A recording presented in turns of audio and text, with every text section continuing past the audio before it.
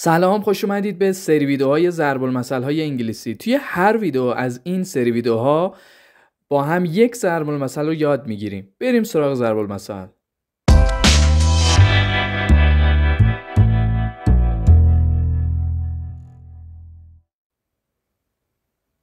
ضرب المثل قبل که با هم یاد گرفتیم این بود: آفتاب لگن 7 است، شام و نهار هیچی. اگر دوست داریم بدونین به انگلیسی چی میشه، ویدیوی قبلی رو ببینین. لینک ویدیو رو بالای همین صفحه میذارم.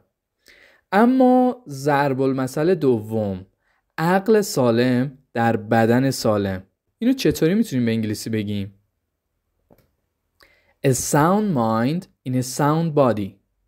A sound mind in a sound body. به این 2 جمله دقت کنید.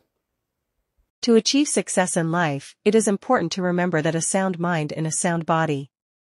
Taking care of your physical health is just as important as taking care of your mental health. برای رسیدن به موفقیت در زندگی مهم است که به یاد داشته باشید که ذهن سالم در بدن سالم است. مراقبت از سلامت جسمانی شما به اندازه مراقبت از سلامت روان مهم است. A sound mind in a sound body. A sound mind in a sound body. اگر ویدیو رو دوست داشتین ویدیو رو لایک کنید، سابسکرایب کنید و با دوستاتون به اشتراک بذارین. تا ویدیوی بعدی.